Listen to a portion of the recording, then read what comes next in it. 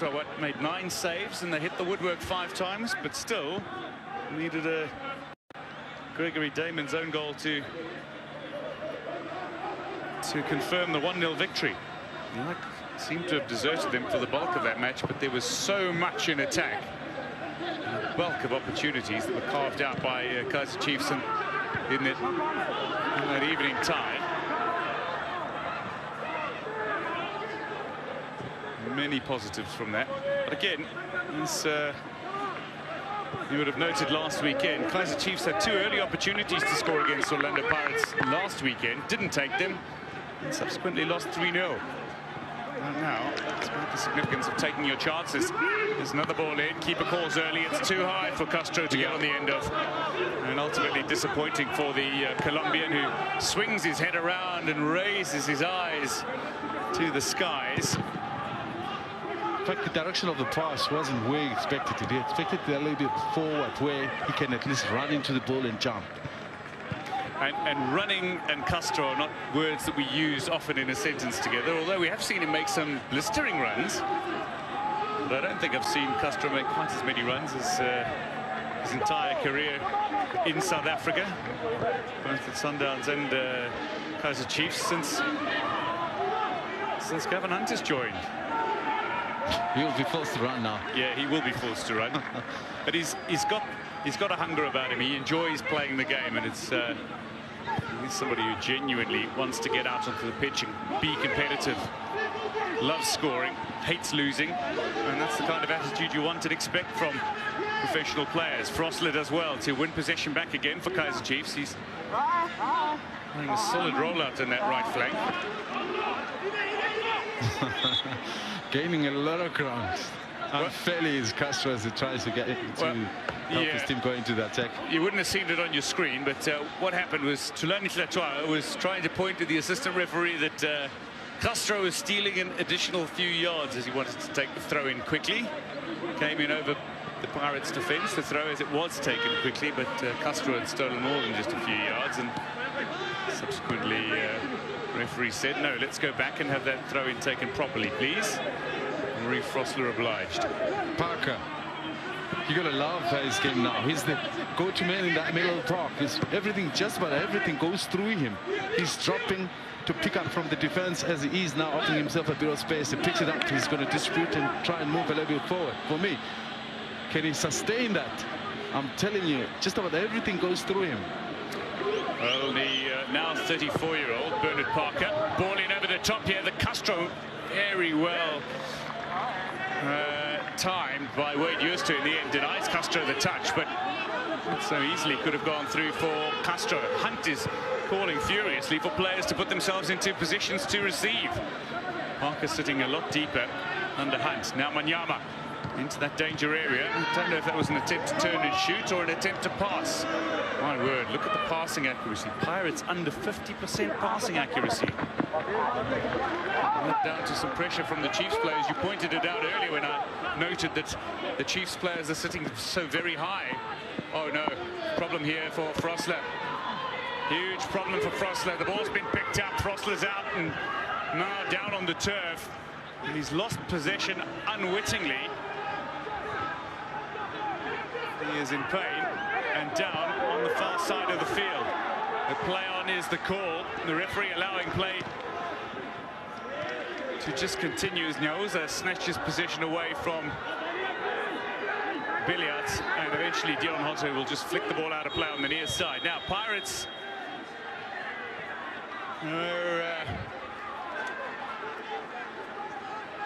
it looks like a bad injury from Frosler.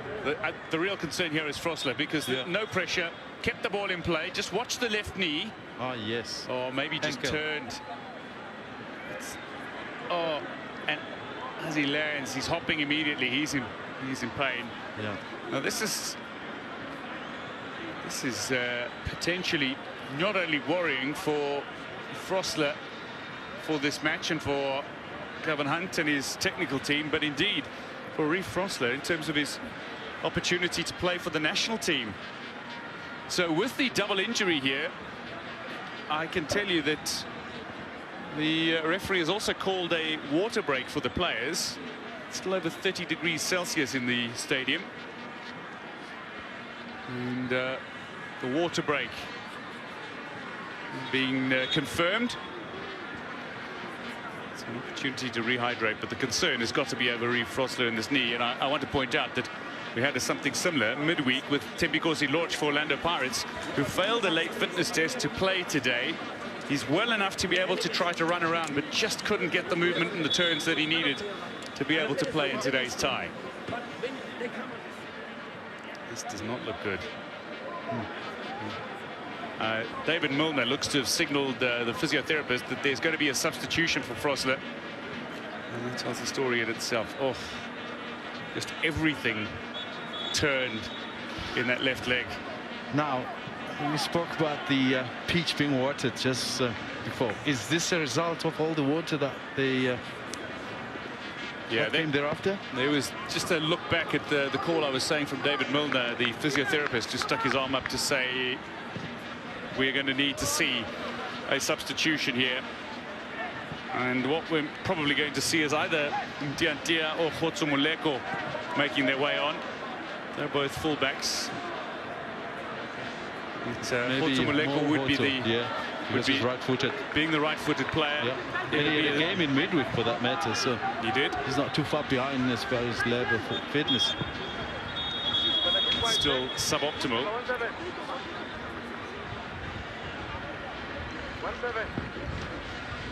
The weird thing here, William Shonga, is that I can tell our viewers that 25 minutes into this tie, while we're looking at Lepasa, I was going to mention Akpe is down, but the player that Gavin Hunt has called down is Spilele Njangase. So maybe what he's going to do is ask Njabulo Blom to drop back into defensive position, which is not unfamiliar to him. Yes. And put Njangase in midfield for a little more bite. There he is. Which, of course, I think Gavin Hunt has been raving about the ability of this player. I think that's no question about it, but has Njangase risen to the plate to really prove his worth and being signed by Kaizer Chiefs. But Gavin, I think, has seen that and is just trying to help him through to find his form. And if he can gain his form, that we know he will be a great asset to Kaizer Chiefs.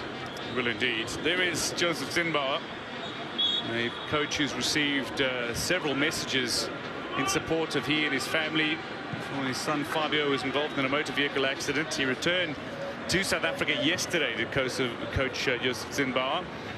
And I can tell you that he is going to be heading back to Germany for the entire international window. So Fadlu Davids will be working with the Orlando Pirates team and the players who aren't away on international duty. Between these sides, though, they have nearly 20 players away on international duty for either their senior national teams or indeed for youth international teams. So there's several players from both squads that are going to be away. Coach Zimbauer is going to be given personal leave from Orlando Pirates to return to be at his son's bedside in hospital. But I think the player who's leaving most immediately after this match is Richard Ofori. A few hours after this match concludes, Ofori is going to be on a flight to Accra, where he's set to play for Ghana in home and away fixtures against Sudan. 0-0 it remains. 27 minutes into this tie, and Orlando Pirates leading 3-0 on aggregate. Ball has not gone out of play, so Spilele Njangase still waiting for his opportunity to make his way onto the pitch. He is standing by for a rare appearance. And you're 100% correct. Blom has already taken his position on the right-hand side of the defense of Kaizer Chiefs. So confirmation then, Reeve Frosler having been whipped off immediately after pulling up with that knee concern. So the Port Elizabeth-born fullback is off, and on in his place is Spilele Njangase, 27-year-old who starred in midfield. Real opportunity for Orlando Pirates here is cobbled into the side netting by Pule. The man who claimed cup success under Gavin Hunt, who signed him from African Warriors after impressing in the Nedbank Cup in 2014. Went to Bidvest Wits where he won a league and he won Telkom Knockout, and he won this tournament as well, MTN8. He's yet to win anything with Orlando Pirates, but he's hoping he can change it this season under coach Zimbauer. And if they can close out this tie here this afternoon. He will be alongside his Pirates teammates into their first final since 2014, and indeed on the brink of winning their first title since 2011. He was that treble-winning team in 2010, 2011, and 2011, 2012. And last won this title for the Buccaneers. This Pule again. Looks to see this ball in, and Blom steers it away.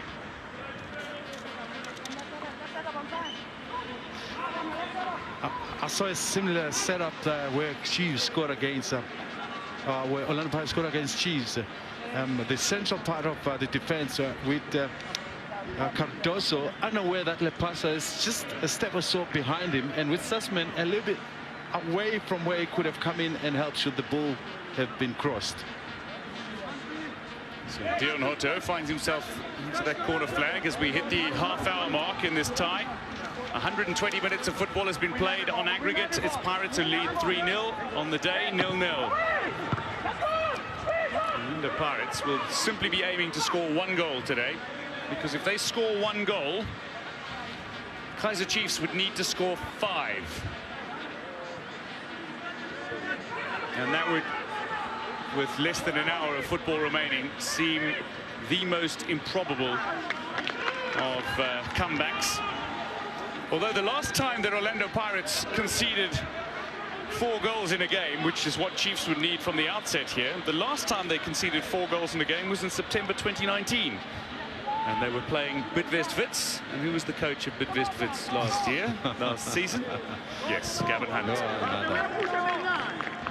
In fact, Gavin Hunt last season at Bidvest Wits, they scored 3 against Pirates in 1 fixture, and they scored 4 against Pirates in another.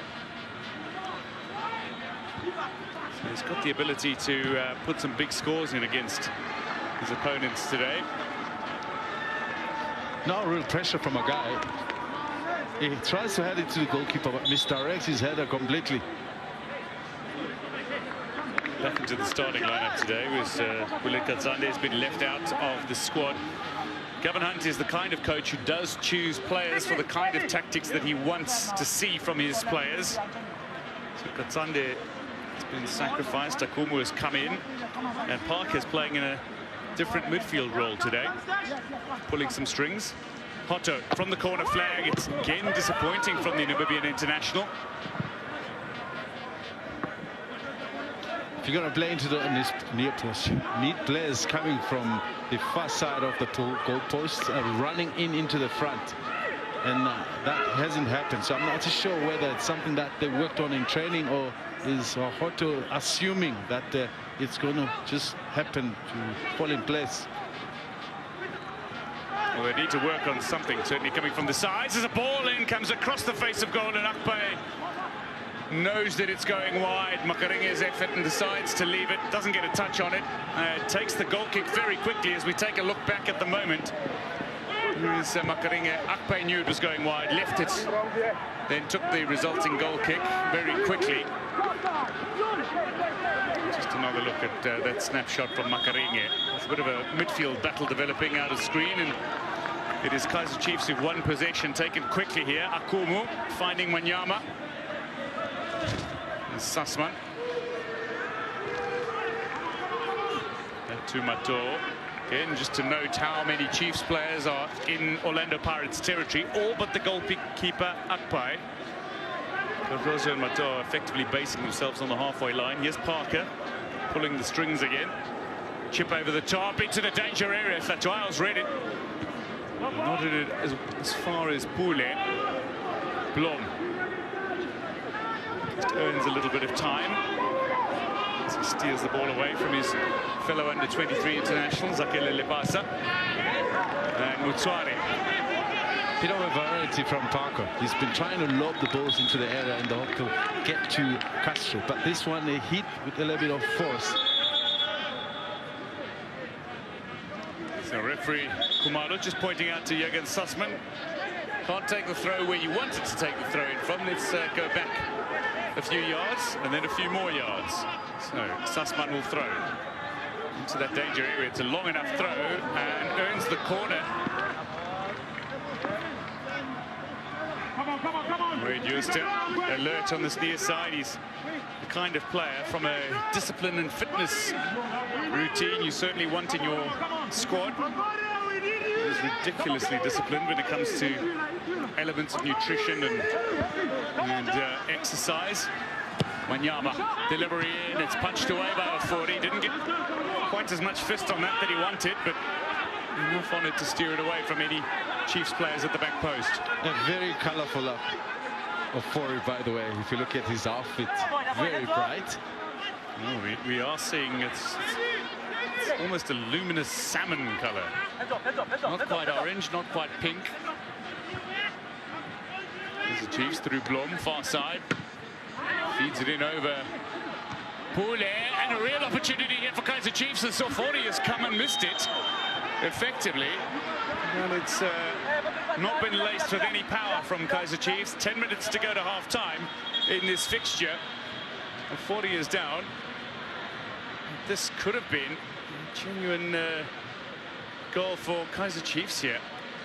Ofori not quite getting enough on it. Just had a chance to finish as we look at that. Yes. Just before, as he started off his goal line, going up to that ball, there was Billet in front of him. And I'm not sure if he intentionally stood on his part or it is Ofori that ran into him, and that kind of put him off slightly before he could get to the ball. So Richard Ofori, the man I was mentioning, who will be catching a flight to Accra later this evening.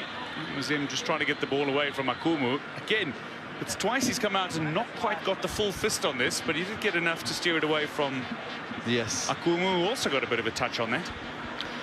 I think what he missed in that moment was to use a little bit of his shoulder to feel Akumu before he gets the punch in. And Akumu sneakily went in front of him. That's what sometimes can put off a goalkeeper, that he can't quite direct his fist.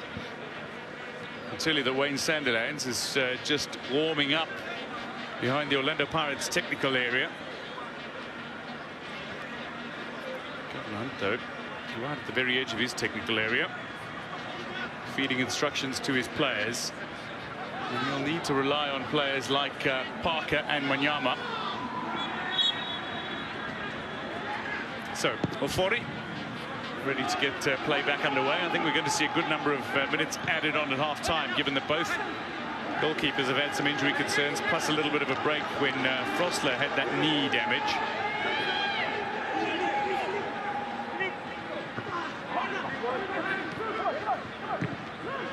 Munare feeding up towards Lepasa. It's beautifully run onto here by Makaringe, but unable to bring it under control, and that is slightly fortunate for Kaizer Chiefs.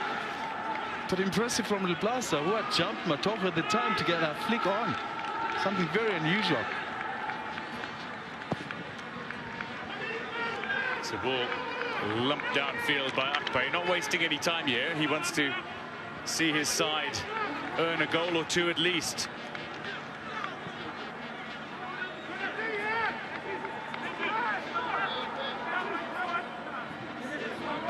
Ball knocked out of play. Pirates throw, far side.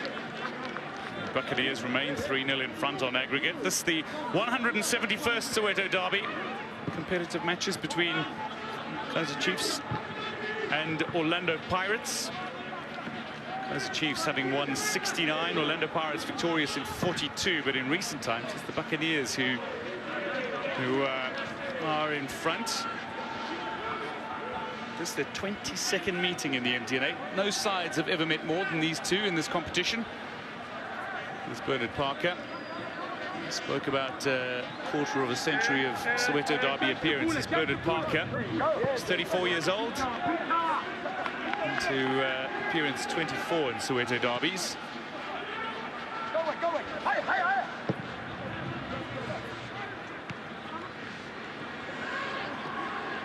Sussman sees that ball ricochet off Hoto. Akumu. It's Cardozo.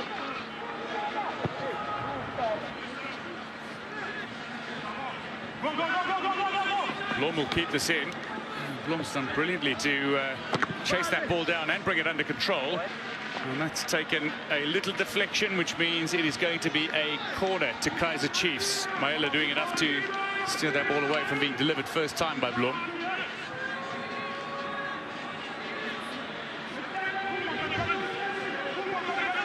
So, from the set piece, the captain out on the far side.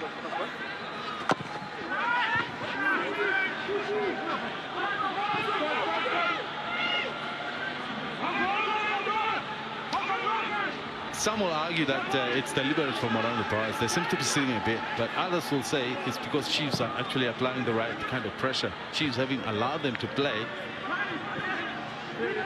Well, there was another opportunity for Castro to turn and get something on that.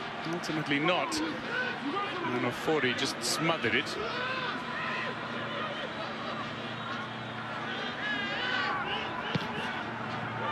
Taking a little bit of time before getting that ball upfield.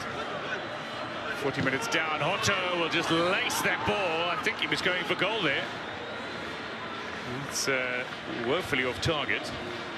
And obviously picked up on Ape being way off his line, and a surprise shot like that, if you get it right, could have been something.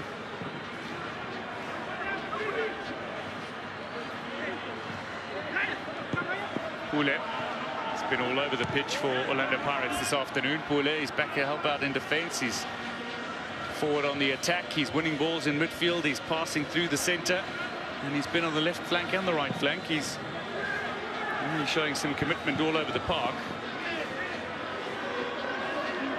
Well, eventually just hopping out of play on the near side.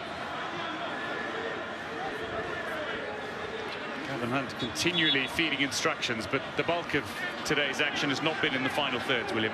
Not at all. But for me, it's the Pirates trying to build up, and they're hitting a wall against KRC's defensive midfielders and the high press. Pirates are applying a high press of their own. As a result, both teams are struggling to actually dissect one another to make the breakthroughs. That's half the time you see this type of balls flying through over the center into the attacking third. Castro showing some valiant commitment to keep that ball in play. Just couldn't quite cut it back far enough. Nyauza. He had a fantastic man of the match performance against a very attacking Bloemfontein Celtics side during the week. And kept Orlando Pirates from conceding. And ultimately saw them score late and saw them claim their first victory of the DStv Premiership. And now back to cup competition. And trying to round out this fixture on aggregate. The winner of this tie goes on to face Bloemfontein Celtic in the final, which is scheduled for the first weekend of December.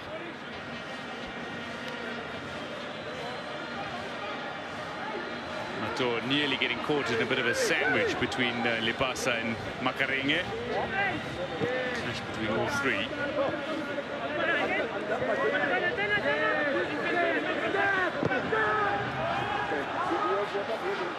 Parker going back to Daniel Akpe. It's a short pass back from Mator. Lepasa's quick. He nearly stole into claim possession. Akpe needed to be very aware, and by the time the goalkeeper played that, he was nearly on the centre circle, to give you an idea of how far away from his goal he was. Oh, the idea how short the pass was. Yeah, certainly suboptimal from Mator on that occasion. Then upfield, Chiefs have won a free kick courtesy of Hotto's transgression. And seemingly displeased with the referee's decision, which I would suggest is correct.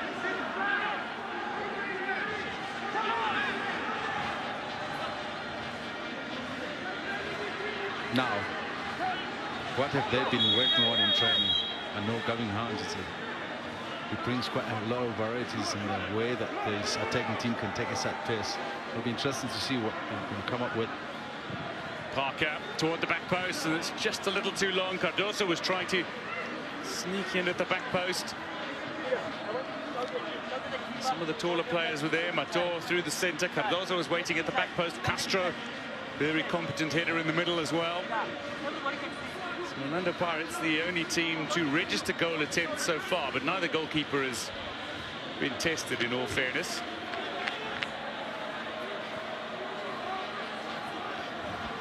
Look at the squeeze in that middle once again.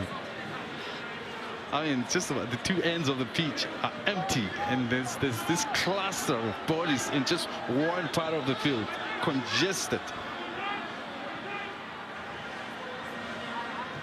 So indeed, the players are not quite bunched together like the school football that we see, where you've got 10 of the 11 players on either side following the ball wherever it goes.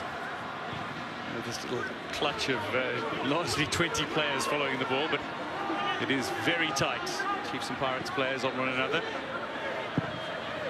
Nobody wanting to allow any space for their opponents. Cardozo well controlled off his chest here on the bounce. Looks to find Billiat, plays it back to Janase, who with a touch of flair works that ball out towards Blom, but again it's Pule who's won back possession for Orlando Pirates. Lepasa's chasing, and Akpe, because he was out of his area, couldn't handle that ball, and good pressure from Lepasa despite Chiefs' recovery as we hit the 45-minute mark. And note that 4 minutes of time has been added on, says referee Philip Tignani, fourth official today.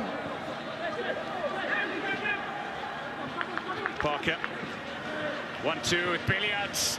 The quick return ball from Manyama, who couldn't stay on his feet. Just out of screen, having helped Manyama to his feet. Now Akpe is almost in Orlando Pirates territory, and he's gone and missed Cardozo, and you can hear William Shongwe pounding the table alongside me here. I mean, when a goalkeeper does that, I get incensed with frustration, because you know what, he's the one man that you bank on to, you know, have the time and the view in front of him to make the right choice, and it's ball position cheaply given away. And you know, in this type of games, ball position is such a precious commodity, and you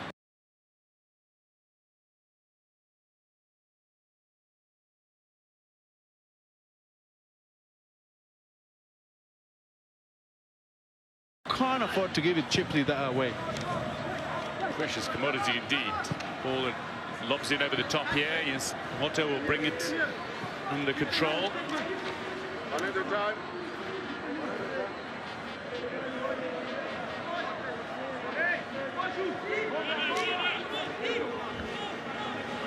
Justa trying the long throw. Lepasa with a little flick on. Makaringa is in a good spot. Mato's got a touch on that. That allows Cardoso to see Blom into possession inside Pirates territory. Nearly 2 minutes down in the time added on. Another pass squandered by Blom. Now at the right full-back position. I mean, gave a few away from the center. Yeah, Kaiser Chiefs dominating possession, although not quite finding as much space as they would like to maneuver. Orlando Pirates passing completion rate is so dire this afternoon, owing to the pressure from Kaiser Chiefs players, as Njangase looks to go on the run, but this time a poor pass from Njangase, who's looking to pick out Parker. Intercepted, and here goes Justa down the near side. Doesn't get on to the end of it. A touch from Manyama, and that'll be a Pirates throw.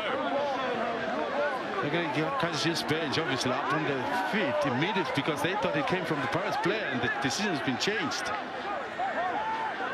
Clearly, I think it comes off Lepasa last. So the assistant referee with the call to say Orlando Pirates throw. Indeed, using that word that William Shongwe is so fond of, incensed. That's what the Chiefs bench was. They were upset by the decision. It was given as a, was turned over, given as a Chiefs throw. So correctly overturned by referee Kumalo. There's Njangase. Chiefs looking dangerous. They're inside the area, but Nyauza with a clearance. Pule, and now Maela down the line where Lepasa is waiting. Tried to go back to Maela, but he's overhit this. So 45 seconds of time remaining. Just your thoughts on the opening 45 minutes here, William Shongwe? Like I said earlier, I'm not sure if Pirates are deliberately sitting back, because I think it's been Chiefs pounding for the most part. They've the ball position stats will tell us that Chiefs has had more control, but though they haven't actually created any noticeable opportunity where we could say maybe they could have beaten Ofori. But I think Gavin will be impressed in the way that they've controlled the game. They've given very little in the form of chance for Orlando Pirates to maybe look at Akpe. But they have in the latter half of the opening half as well given Orlando Pirates the ball on a few occasions. Referee Bilang Nkosi Kumalo signals the end of the opening half of this match, and indeed 3/4 of this